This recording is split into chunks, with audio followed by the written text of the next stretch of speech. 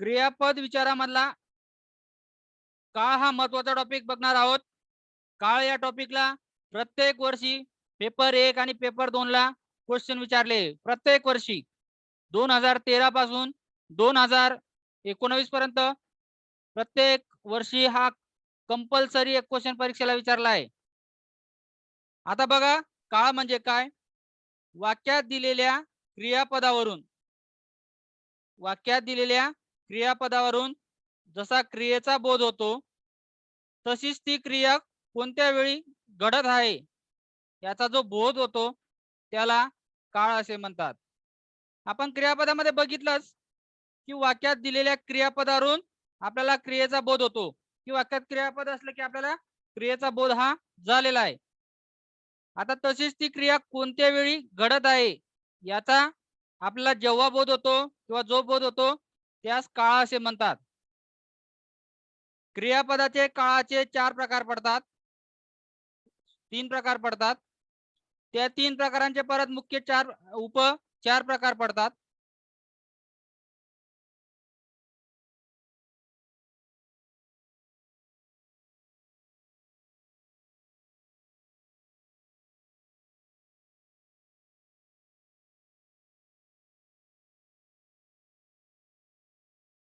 पहिला काळ आहे वर्तमान काळ, दुसरा आहे भूतकाळ आणि तिसरा आहे भविष्यकाळ. ते आपण बघणार आहोत. काळाचे मुख्य प्रकार पडतात 3. वर्तमान काळामध्ये क्रिया आताच घडणारी क्रियाला वर्तमान काळ दर्शवत असते, की आता एखादी क्रिया झाली तर तो काळ हा वर्तमान काळ दर्शवत असतो. भूतकाळ भूतकाळ म्हणजे काय, की पूर्वी घडून गेलेली जी क्रिया आहे ती क्रिया ज्या वाक्यात आपल्याला दर्शवली जाते त्या वाक्यातील काळ हा भूतकाळ असतो. आणि तिसरा काळ आहे भविष्यकाळ. पुढे घडणारी क्रिया, जी पुढे क्रिया घडणार आहे त्या क्रियेला आपण भविष्यकाळ असे म्हणतो. मुख्य काळाव्यतिरिक्त काळाचे 4 उपप्रकार पडतात किंवा उपकाळ पडतात. त्यामध्ये पहिला पडतो साधा काळ, त्यानंतर दुसरा असतो चालू अपूर्ण काळ, नंतर पूर्ण काळ आणि नंतर रीती काळ. प्रत्येक काळामध्ये त्याचे 3-3, 4-4 प्रकार पडत असतात. तिन्ही काळांमध्ये त्याचे 4 उपप्रकार काळाचे हे पडतात. ते आपण बघितलं. पुन्हा बघू. साधा काळ, त्यानंतर चालू अपूर्ण काळ आणि पूर्ण काळ आणि रीती काळ असे 4 प्रकार पडतात. आता वर्तमान काळामध्ये त्याचे जे प्रकार पडतात ते बघा. पहिला काळ असतो साधा वर्तमान काळ, दुसरा असतो चालू अपूर्ण वर्तमान काळ, तिसरा असतो पूर्ण वर्तमान काळ आणि चौथा असतो रीती वर्तमान काळ.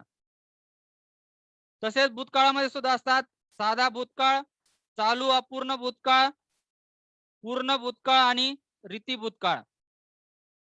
त्यानंतर भविष्यामध्ये सुद्धा असतात साधा भविष्यकाळ, चालू अपूर्ण भविष्यकाळ, पूर्ण भविष्यकाळ आणि रीती भविष्यकाळ. आता आपण हे एक एक बघणार आहोत. वर्तमान काळाची व्याख्या लक्षात घ्या. काळाची व्याख्या तुमची वरची आपण क्लिअर केली, ती लक्षात आली असेल. आता वर्तमान काळ बघा.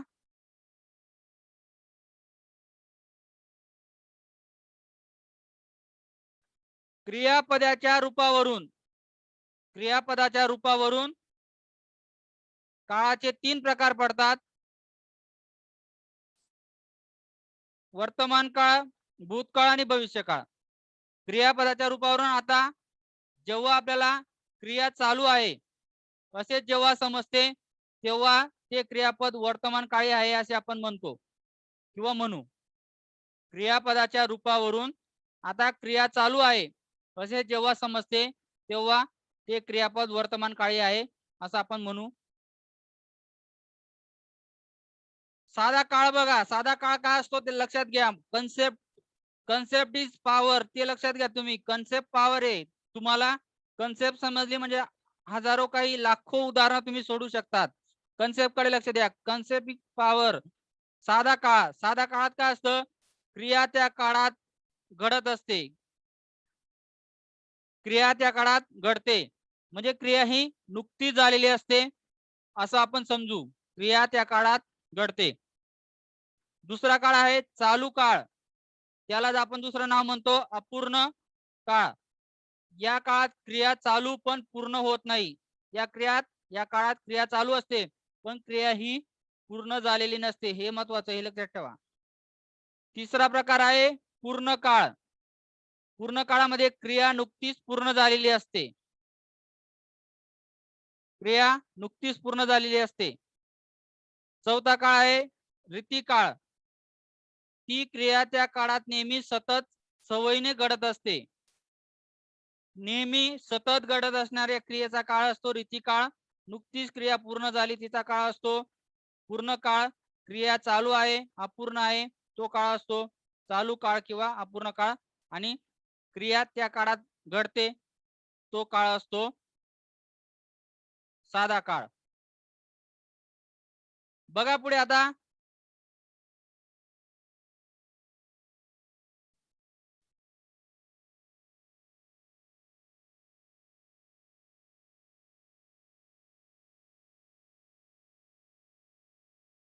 वर्तमान काळ. बघा आता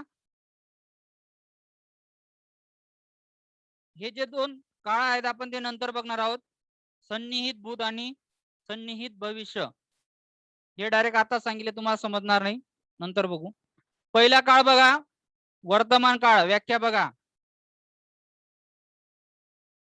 क्रियापदाच्या रूपावरून क्रिया आता घडते असे जेव्हा समजते तेव्हा त्या काळाला म्हणतात वर्तमान काळ. क्रियापदाच्या रूपावरून क्रिया आता घडते असे जेव्हा समजते तेव्हा तो काळ असतो वर्तमान काळ. वर्तमान काळाचे उपकाळ बघा आता. साधा वर्तमान काळ. साधा वर्तमान काळात काय असतं बघा. क्रिया आता घडत आहे असे ज्या उदाहरणात असते तो काळ असतो साधा वर्तमान काळ. अपूर्ण वर्तमान काळ. क्रिया चालू आहे पण पूर्ण झाली नाही. क्रिया चालू आहे पण पूर्ण झाली नाही. तिसरा काळ आहे पूर्ण वर्तमान काळ. क्रिया नुकतीच पूर्ण झाली तो काळ ओळखायचा आपण पूर्ण वर्तमान काळ. चौथा आहे रीती वर्तमान काळ. वर्तमानात सतत घडत असते अशा जेवढे काही उदाहरणं असतील, युनिक गोष्टी असतील त्यांना म्हणणार आपण रीती वर्तमान काळाचं उदाहरण. वहिवाट किंवा रीत. नेहमी आपल्याला रीत दर्शवली जाते. वर्तमानात सतत घडत असणाऱ्या जेवढ्या पण क्रिया आहेत त्या जातात या काळामध्ये रीती वर्तमान काळ. उदाहरण बघा. पहिलं उदाहरण बघा. राम आंबा खातो. हा काय आहे साधा वर्तमान काळ आहे. क्रिया आता घडत आहे असे.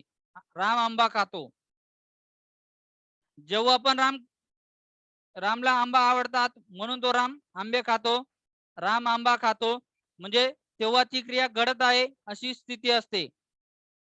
आता म्हणजे त्याला जेव्हा पण वाटलं खावंसं तेव्हा जेव्हा पण आंबा तो खात असेल तेव्हा तो काळ असतो साधा वर्तमान काळ.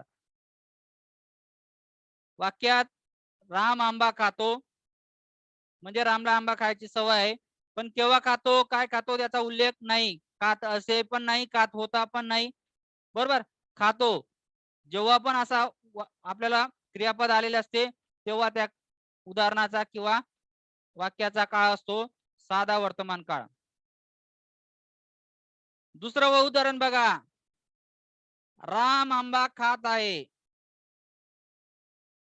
दिलेल्या उदाहरणात क्रिया ही चालू आहे पण पूर्ण झालेली नाही. राम आंबा खात आहे. क्रिया चालू आहे पण पूर्ण झाली नाही. अपूर्ण वर्तमान काळ. तिसरा काळ आहे पूर्ण वर्तमान काळ. रामने आंबा खाल्ला आहे. रामचा आंबा खाऊन नुकताच पूर्ण झालेला आहे. क्रिया नुकतीच पूर्ण झालेली आहे. रामने आंबा खाल्ला आहे. पूर्ण वर्तमान काळ. राम आंबा खात असतो. राम आंबा खात असतो. राम हा नेहमी आंबे हे खात असतो. हा झाला तुमचा रीती वर्तमान काळ. हे लक्षात घ्या, राम केव्हाही आंबा खात असतो. आपण असं म्हणू ते त्याला रीती काळ असं म्हणणार. ती क्रिया तो नेहमी नेहमी सतत सतत करत असतो. दरवर्षी राम आंबा खात असतो असं सुद्धा आपण म्हणू शकतो. हे झाले वर्तमान काळाचे उदाहरण आणि वर्तमान काळाचे प्रकार. बघून घ्या, क्रिया आता घडत आहे असे जेव्हा घडते तेव्हा असतो साधा वर्तमान काळ. उदाहरणार्थ अजून बघा, मी तुम्हाला शिकवत आहे. कुठला काळ झाला सांगा? परत सांगा. कुठला काळ झाला? Text message, chat box, answer. Please वाक्य सर एक वेळा उदाहरण मी परत सांगा. तुम्हाला शिकवत आहे किंवा मी शिकवत आहे.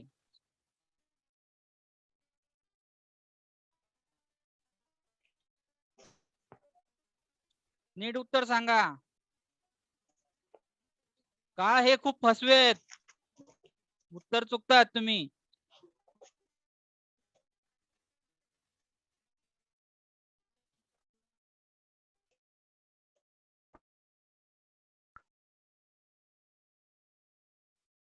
कुठला काळ आहे?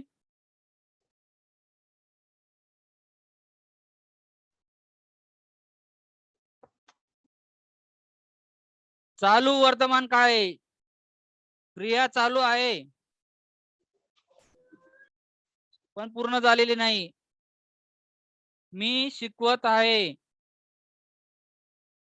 हे उदाहरण आलं तुमचं अपूर्ण वर्तमान काळाचं.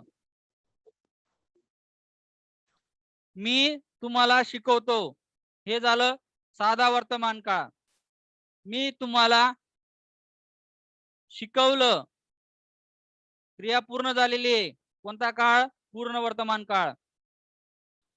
मी तुम्हाला शिकवत असतो, हा झाला तुमचा रीती वर्तमान काळ. क्लिअर आहे? क्लिअर आहे सर्वांचं?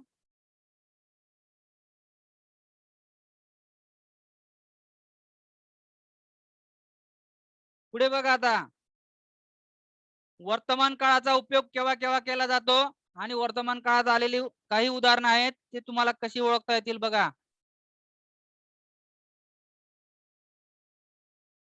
वर्तमान काळाचा उपयोग केव्हा केला जातो? लवकरच होण्याची किंवा दर्शवण्यासाठी वर्तमान काळ वापरला जातो. या वर्तमान काळामधल्या सत्य आणि युनिक गोष्टी आहेत की लवकर होण्याची किंवा दर्शवण्याची क्रिया दर्शवण्यासाठी वर्तमान काळ असतो. तुम्ही पुढे व्हा, मी येतोच म्हणजे मी येईल.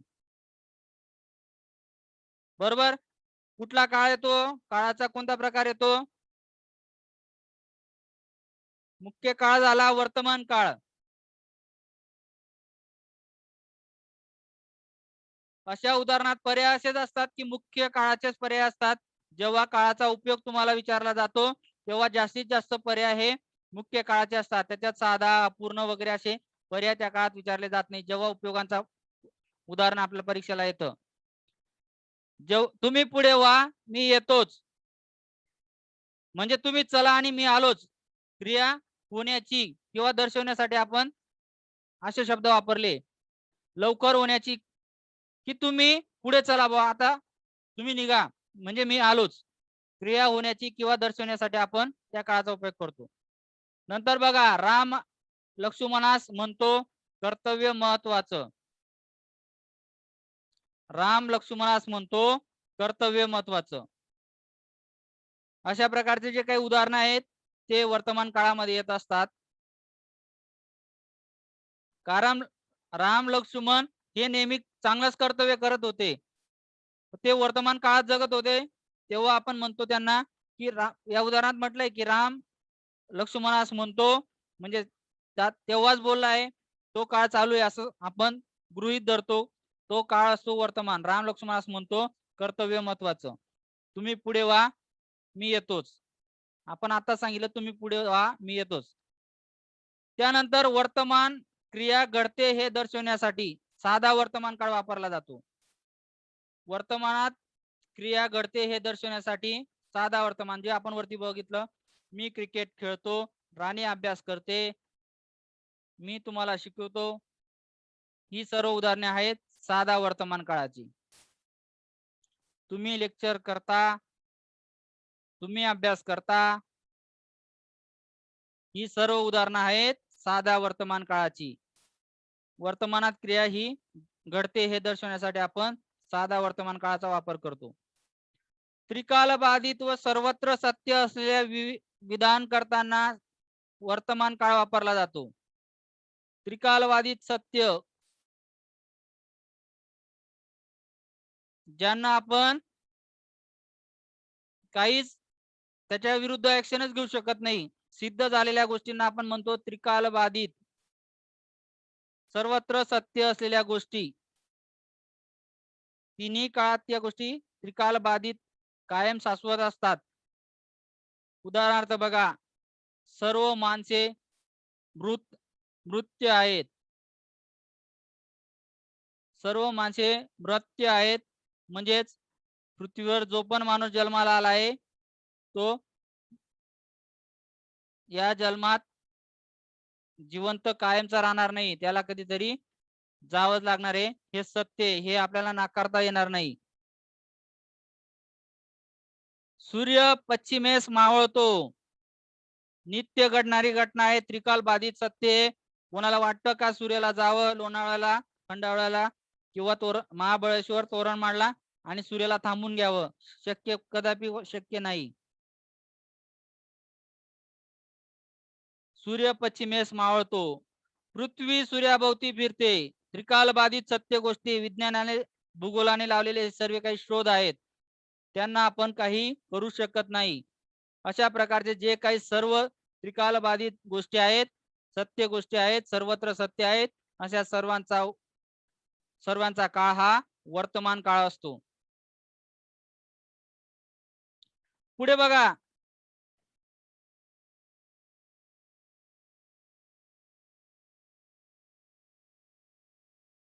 अजून केव्हा वर्तमान काळाचा उपयोग केला जातो बघा. एखादी क्रिया सतत नेहमी घडते अशा अर्थाने नेहमी वर्तमान काळ वापरला जातो. तो नेहमीच भांडत असतो. सतत घडणारी घटना आहे, तो भांडखोर असेल किंवा ज्याला सतत भांडण करायची सवय आहे, अशासाठी आपण म्हणतो तो नेहमीच भांडत असतो. हा काळ किंवा अशा प्रकारची उदाहरण ओळखण्याची ट्रिक्स नेहमी लक्षात ठेवायची. नेहमी अशा प्रकारचे शब्द जर वाक्यात आलेले असतील तर दिलेला काळ हा वर्तमान काळाचा असतो. पण कधी कधी नेहमी हा फसवा शब्द सुद्धा आपल्याला दुसऱ्या काळात विचारला जातो कधी कधी.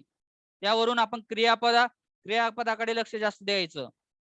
अशा काळामध्ये क्रियापदाकडे आपण जास्त लक्ष द्यायचं. क्रियापदावरूनच आपले काळ हे ठरत असतात. क्रियापदाकडे आपण सर्वात जास्त लक्ष द्यायचं, म्हणजे तुम्हाला काळ शोधता येईल, सोपं जाईल. भूतकाळातील घटना वर्तमानात सांगत असताना, भूतकाळातील घटना वर्तमानात सांगताना वर्तमान काळाचा वापर केला जातो.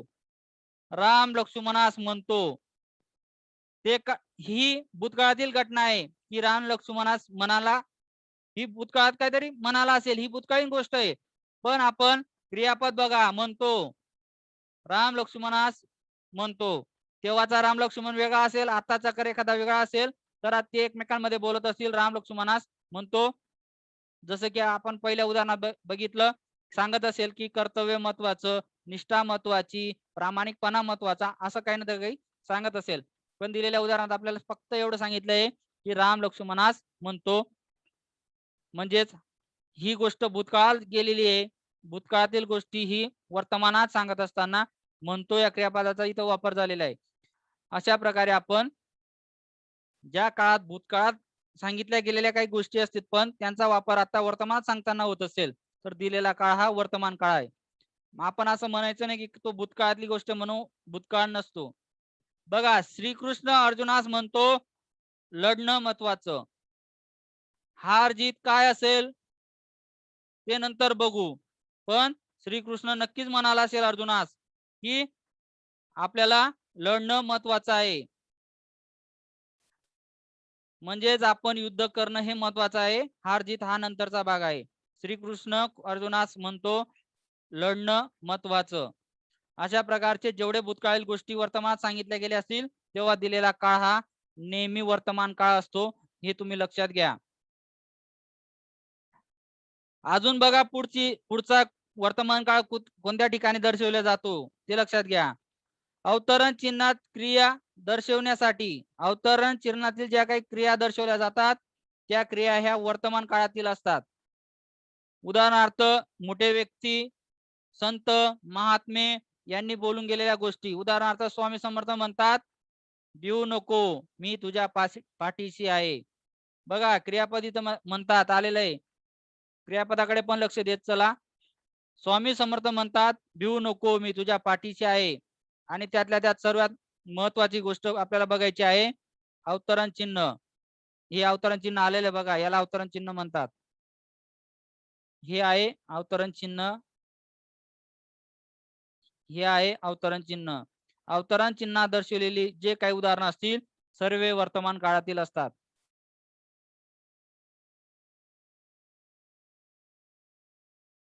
पुढचं बघा, वर्तमान काळात कोणती गोष्ट अजून सांगितली जाते. लगतचा भूतकाळ सांगताना म्हणजे कालची गोष्ट एखादी घडून गेली किंवा एखादी लगतचा भूतकाळातील गोष्ट सांगताना आपण सन्निहित भूतकाळाचा वापर केला जातो. तो सुद्धा वर्तमान काळी असतो. मी बसलो तोच तुम्ही हजर. लगतचा भूतकाळ कुठला आहे? मी बसलो म्हणजे माझी बसण्याची क्रिया झालेली आहे. तोच तुम्ही हजर, तितक्यात तुम्ही आले. लगतचा भूतकाळ सांगताना सुद्धा वर्तमान काळाचा वापर केला जातो. त्याला सन्निहित भूतकाळ असं म्हटलं जातं. ते तुम्हाला व्याख्या सांगतो मी आता.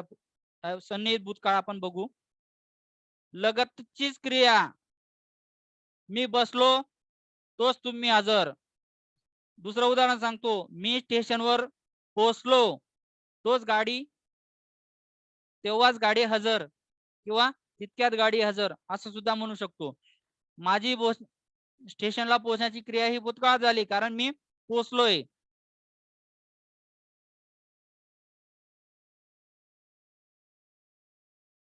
हा प्रकार बघा आता सन्निहित भूतकाळ काय असतो.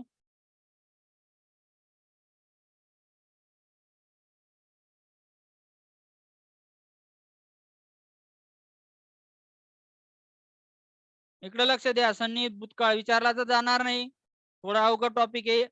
या दोन्ही टॉपिक वर आतापर्यंत गेल्या 7 वर्षात 14 क्वेश्चन आले असतील. पेपर 1 ला सुद्धा कंटिन्यू क्वेश्चन आलेले सर्व वर्षांना आणि पेपर 2 ला सुद्धा कंटिन्यू क्वेश्चन आलेले आहेत. 1 आणि 2 दोन्हींना दरवर्षी कंटिन्यू काळ हा टॉपिक कव्हर केलेला आहे टीईटी साठी.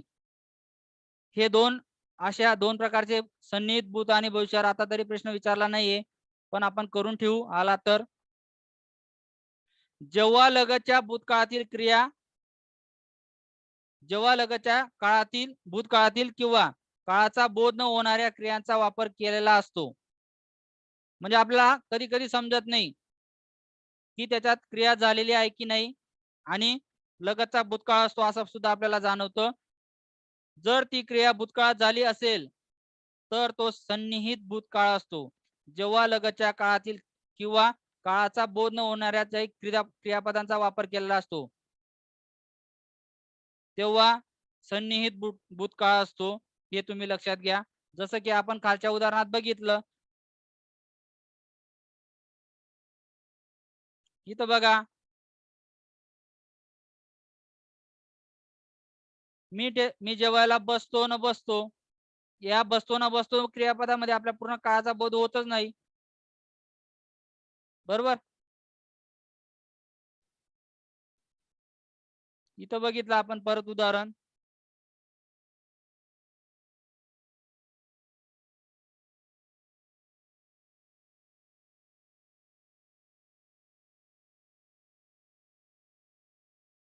मी बसलो होतो किंवा मी बसेल किंवा बसलो, यापैकी आपल्याला कधी कधी आपल्याला क्रियेचा बोध, क्रियापदाचा बोध होत नाही. मी बसलो म्हणजे वर्तमान काळ येते. अशा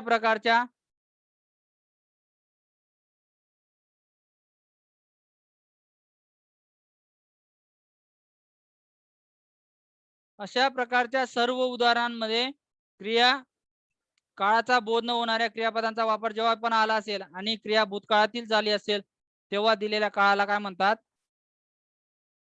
सन्निहित भूतकाळ असे म्हणतात. हे तुम्ही लक्षात घ्या. सर्वांना समजलाय वर्तमान काळ?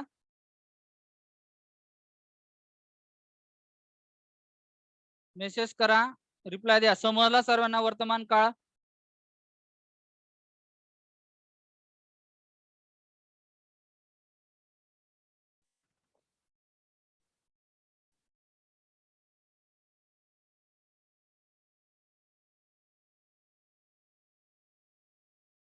सर्वांना समजलाय का? म्हणजे आपल्याला पुढचा काळ बघता येईल. हो सर.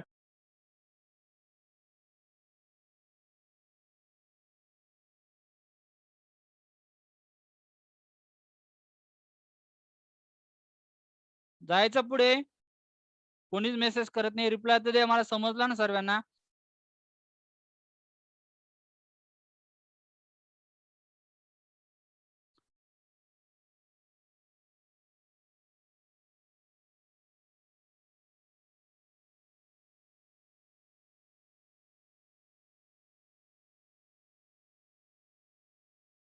पुढचा काळ आहे भूतकाळ.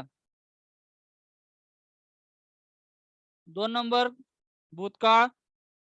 क्रियापदावरून क्रिया पूर्वी झाली असे जेव्हा समजते, तेव्हा क्रियापदाचा काळ हा भूतकाळ असतो. क्रियापदावरून क्रिया पूर्वी झाली असे जेव्हा आपल्याला समजते, तेव्हा त्या क्रियापदाचा काळ हा भूतकाळ असतो. हे लक्षात घ्या. भूतकाळाचे 4 प्रकार पडतात. वर्तमान काळाचे जसे पडतात तसेच.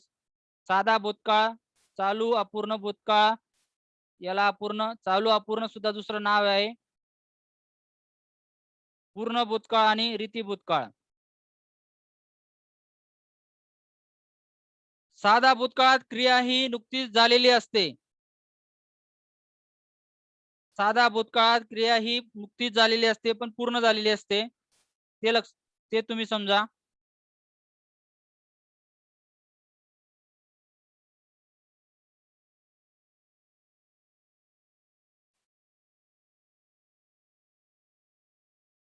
क्रिया ही भूतकाळात झालेली असते. क्रिया नुकतीच घडलेली असते, त्याला म्हणतो आपण साधा भूतकाळ. आपण असं पण म्हणू शकतो, त्याचाच आता अपघात झाला. त्याचा आत्ताच अपघात झाला. क्रिया पूर्ण घडली, नुकतीच झाली, पण अपघात झाला. हा क्रियापद काय येतं? भूतकाळात येतो. हा झाला साधा भूतकाळ, उदाहरण सांगताना. पुढे बघा. साधा भूतकाळ मध्ये क्रिया नुकतीच घडली असते. चालू किंवा अपूर्ण भूतकाळात क्रिया भूतकाळात चालू असल्याचा आपल्याला अर्थबोध होतो. क्रिया भूतकाळात चालू असल्याचा आपल्याला बोध होतो. पूर्ण भूतकाळ, या काळात क्रिया ही पूर्ण झाल्याचा बोध होतो. वरचा जो साधा भूतकाळ आहे त्याच्यात क्रिया नुकतीच घडली याचा बोध होतो. पूर्ण भूतकाळात क्रिया भूतकाळात पूर्ण झाल्याचा बोध होतो, तेव्हा आपण म्हणतो त्याला पूर्ण भूतकाळ. आणि चौथा प्रकार आहे रीती भूतकाळ. क्रिया भूतकाळात सतत घडत असल्याची वहिवाट, रीत आपल्याला दिसून येत असते. क्रिया भूतकाळात सतत घडत असल्याची वहिवाट किंवा रीत, हा त्याला परत दुसरा शब्द आहे, आपल्याला दिसून येत असते. अशा काळाला म्हटलं जातं रीती भूतकाळ. उदाहरणार्थ बघा, आता अनुक्रमे आपण सर्व 4ही प्रकारचे उदाहरण बघणार आहोत.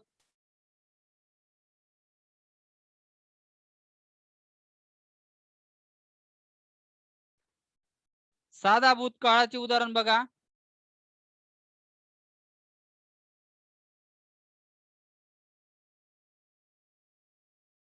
रामने आंबा खाल्ला. क्रिया झालेली आहे, नुकतीच क्रिया झालेली आहे. रामने आंबा खाल्ला, हा काळ आहे साधा भूतकाळ. क्रियापद बघा, खाल्ला पूर्ण झालेली क्रियाचा बोध होतो. रामने आंबा खाल्ला तेव्हा तो असतो साधा भूतकाळ. राम आंबा खात होता, मागच्या वर्षी राम आंबा खात होता, हे मला आठवतं. क्रिया ही तेव्हा चालू होती, आता नाही. ती भूतकाळात क्रिया चालू होती. क्रिया पूर्ण अपूर्ण होती. रामने आंबा पूर्ण खाल्लेला नव्हता, राम आंबा खात होता. अशा काळाला आपण म्हणतो चालू किंवा अपूर्ण भूतकाळ. चालू किंवा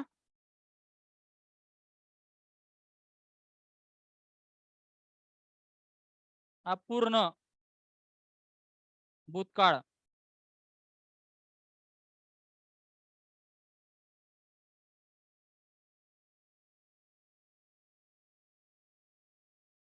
समजलं? अपूर्ण भूतकाळ, चालू भूतकाळ. तिसरा प्रकार बघा, उपप्रकार काळाचा, भूतकाळाचा. रामने आंबा खाल्ला होता, रामचा आंबा खाऊन झाला होता भूतकाळात. रामने आंबा खाल्ला होता,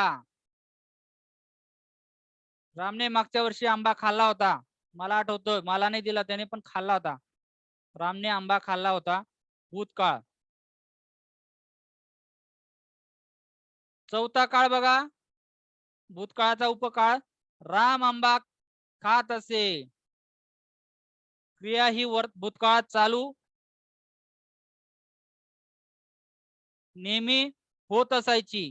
क्रिया ही नेहमी भूतकाळात होत असायची, की जेव्हा जेव्हा रामच्या बागेत किंवा रानात आंबे येत असतील किंवा आहेत, येत राहतात, तेव्हा तेव्हा आंबा राम हा खात असे. जेव्हा पण आंबे आले असतील तेव्हा तेव्हा रामने आंबा खाल्ला असेल, तो खात असे.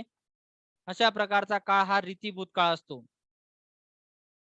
रीती भूतकाळाचा उपयोग कुठं होतो बघा, किंवा रीती भूतकाळाची वाक्य भूतकाळाची वाक्य किंवा उपयोग कुठं कुठं केला जातो, आणि भूतकाळी वाक्य कशी ओळखायची हे सुद्धा इथं आपल्याला तुम्हाला समजेल.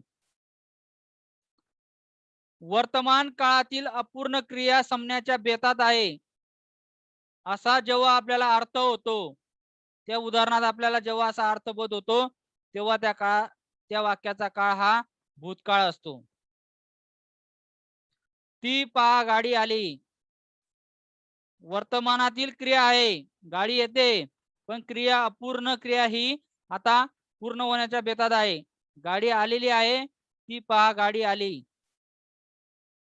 क्रिया अपूर्ण क्रिया संपण्याच्या बेतात आहे. आपण गाडीची वाट बघत असेल, ही क्रिया असेल अपूर्ण, पण ती गाडी आता आलेली आहे. ती पहा गाडी आली, क्रिया संपेलच. गाडी येण्याची क्रिया आता संपण्याच्याच बेतात आहे. आपण केव्हापासून बस स्टँडला, बस स्थानकाला आहेत, गाडीची वाट बघत असणार, तेव्हा ती पहा गाडी आली असं कोणी आपल्याला म्हटलं तर काय होतं, गाडी येण्याची क्रिया ही आता संपण्यात आहे, तेव्हा वाक्याचा काळ हा भूतकाळ असतो. जगदीश समोर पाहतो, तो सर उभे. तो सर उभे, तो म्हणजे तेव्हा सर उभे होते, असं लक्षात घ्या. जगदीश समोर पाहतो, तो सर उभे होते. जगदीशने जेव्हा तिकडे पाहिलं, क्रिया संपूर्ण नव्हती, पण संपण्याच्या बेतात काय होती, की जगदीशला समजलं की सर तिकडे उभे आहेत. जगदीश समोर पाहतो, तो सर उभे होते. त्याला वाटलं सर आले नसतील, पण तो पाहतोच तेव्हा सर तिकडे उभे होते. वर्तमान काळातील क्रिया बघण्याची क्रिया ही झालेली आहे. अपूर्ण क्रिया संपण्याच्या बेतात आहेत, की त्याला सर आता उभे दिसलेले आहेत.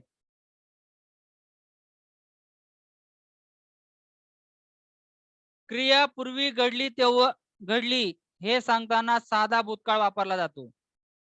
क्रिया पूर्वी घडली हे सांगताना साधा भूतकाळ वापरला जातो. शिवाजी शौर्याने लढला, शिवाजी शौर्याने लढला, अशी काही उदाहरणं असतात. पूर्वी घडलेली जी क्रिया असेल ती सांगताना साधा भूतकाळ वापरला जातो.